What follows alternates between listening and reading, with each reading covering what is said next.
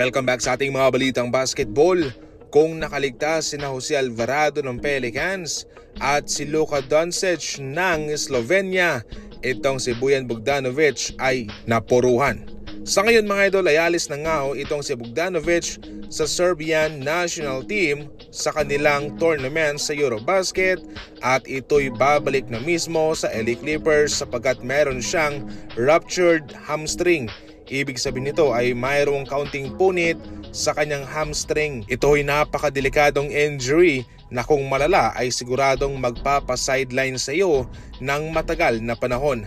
Ayon sa impormasyon, sa agreement ng Clippers at ng Serbia, nagkasundo po ang dalawang kampo na pababalikin na lang lamang itong si Bogdanovic para masimulan ang kanyang rehab sa kanyang injury. Mayroon pa namang isang buwan ang mga NBA team na mag-rehab, yung mga mayroong mga na-injured na mga players, mag-workout, magpa-conditioning bago magsimula ang panibagong NBA season sa Oktubre. Ito na nga yung kanilang sinasabi na malaking sugal talaga kung ikaw ay maglalaro sa mga gantong tournament.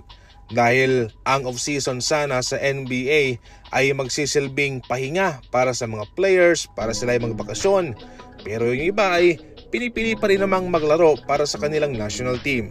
Sad to say, kay Bogdanovic ay napuruhan talaga siya. Samantala, kahit na nasa labas na itong si Nico Harrison at hindi naman niya sinabi kung saan siya pupunta, ay mayroon pa rin nakakita sa kanya na isang fan ng Dallas Mavericks. Mapahanggang sa ngayon na kahit na nakuha na nga ng Dallas Mavericks si Cooper Flagg na siyang magiging bagong franchise player nila, ay hindi pa rin nakalimutan ng mga diehard fans ng Dallas kung ano ang kanyang ginawa kay Luka. Sa tindi ng impact ni Luka sa fanbase ng Dallas Mavericks, mapahanggang sa ngayon ay marami pa rin po ang mga fans ng Dallas na nanghi-hate kay Nico Harrison. At ang fan nito ay hindi po nagatubili na lapitan mismo si Nico Harrison at sabihan na we all still F-word hate you. Sa madaling salita ay minura niya po itong si Nico Harrison mga idol sa labas, sa public. At ayon din mismo kay Nico Harrison, I hate you too.